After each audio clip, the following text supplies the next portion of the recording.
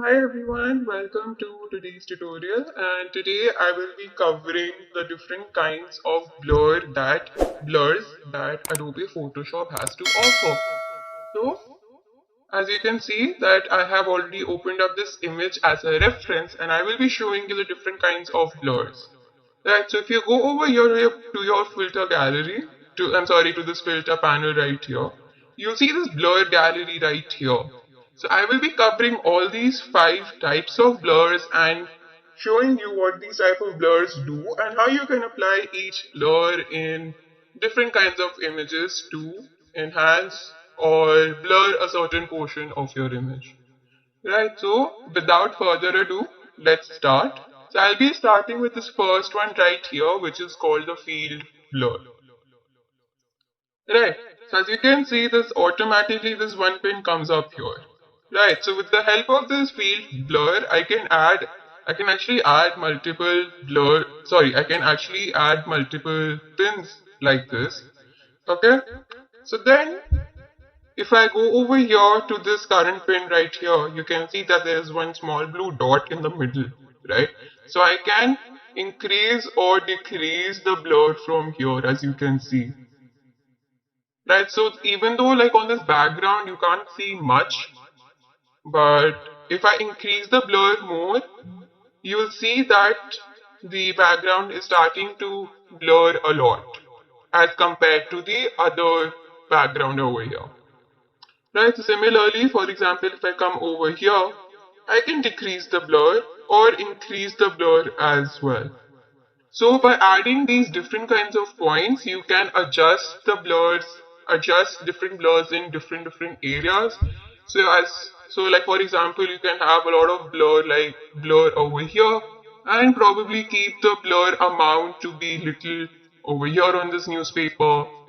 For example, like on here on this tag, like you can increase it or decrease it like that. So this is like a very, again, one of the most useful blurs that we designers use in case if you want to have different strengths or different percentages of blurs in different areas of your image, right?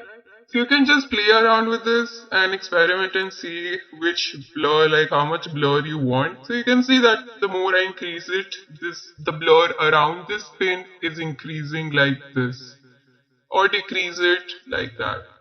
So the effects over here, this light bokeh the light bokeh, and I'm sorry, I do not know how to pronounce these, but you can adjust these as well. Like, you can add highlights like this. See? So you notice that if this pin is activated, the highlights will only be added which is around the pin right here. So for example, if this pin is activated and then if I decrease or increase the highlights, then it's going to be adjusted like that. Right? So you can also adjust the shadows from here, or probably add some kind of saturation if you see over here. And then you can just play around, and whichever one you think that it looks better, you can just go ahead and click on OK. Right, so I'm going to click on cancel as of now because this is just for the tutorial to show you how the field blur works. So that was the field blur. Now coming to the second blur, which is called the iris blur.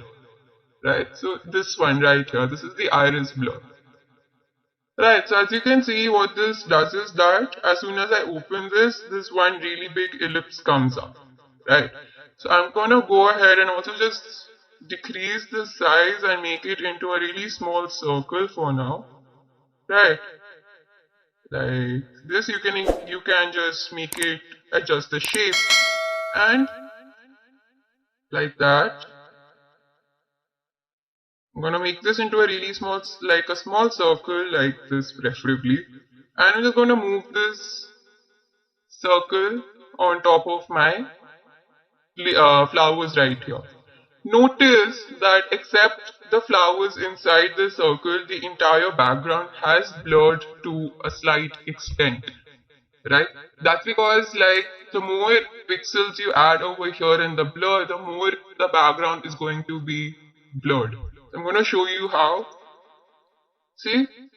notice that even though like I have increased the blur in this iris blur right over here, the entire background gets blurred except for the areas shown inside the circle like that. So of course you can increase or decrease like the shape of your circle or ellipse like this, right? And then you can adjust the blur accordingly like that. So this will help you to bring out focus to a particular area whereas the entire background then gets blurred, right? So this was the iris blur. Now coming to the third type of blur, which is called the tilt blur right here. So this tilt blur actually is more useful for blurring the background of a particular portrait or a landscape, right? But I'm going to show you anyway what this type of blur does. So do you see these two lines, these two straight lines, right? So the areas which is within these two straight lines is going to remain the same, whereas the areas above these dotted lines, above this dotted line and below this dotted line gets blurred. I'm going to show you how, like that. So you see the area which is like within these two straight lines, those areas are intact. No blur, the sharpness, the contrast, everything remains to be same, whereas the other background from here, from this above dotted lines and these below dotted lines, they all get blurred, right? So like that. So similarly, you can also play around with the effects over here as well in case if you want to add any highlights, you want to add any saturation or shadows, etc. You can do that over here. Okay? So this was the tilt blur. Now I'm going to start with the fourth type of blur, which is called the path blur. So this is quite interesting, the path blur. Right, so what this path blur does is that it allows you to add a particular path like that, however you wanted it to be, like this, right? And I'm going to click on escape to get rid of my pen tool like this. Sorry, this pin right here. So notice carefully that as I had added these pins in this particular direction, the blur is also following this particular path, right? So then you can increase the speed like this or probably decrease the speed as well depending on how much speed, how much percentage you want to add, right? Similarly, you can also play around with the basic. This was in the basic blur. In this one which says rear sync flash, as you can see that it gives an effect that the blur is happening to a lot faster speed, right? So again, it becomes a little bit more distorted that way, like that. So this was the path blur, right? And now coming to the last one, which is called the spin blur. So the spin blur is also a really interesting type of blur, right over here. Okay, so as you can see that this is kind of like the opposite of the iris blur, right? So in the iris blur, what used to happen was that the background which is outside your ellipse or your circle, that that background used to get blurred. Except over here in the spin blur, it's the opposite. As you can see that the area or the portion which is inside this circle gets blurred like this in a circle form. Right, so you can place this anywhere you want it to be. Like for example, I'll place it on this hand, and then of course I can increase or decrease the angle of the blur like this. And then of course you see this white square over here. I can just increase or decrease the size like this and add the type of blur I want, like that, like this. So you can move this around and see where you want this spin blur to be, like this, as you can see. I'm just going to keep it on the hand like that. And that's it. So this was the spin blur as well.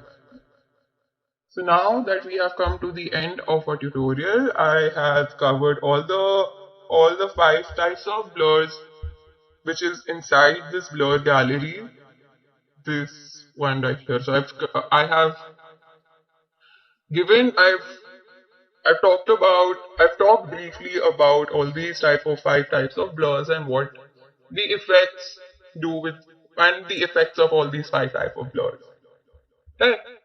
So with a little practice, you can use these type of blurs to your images to either enhance it or make or manipulate it however you want it. And that's about it. So you can experiment as well and adjust the settings accordingly. So now that we've come to the end of our video, I hope you found this tutorial to be useful. And with a little practice, you'll soon become familiar with all the type of blurs as well. Thank you for watching and stay tuned for more.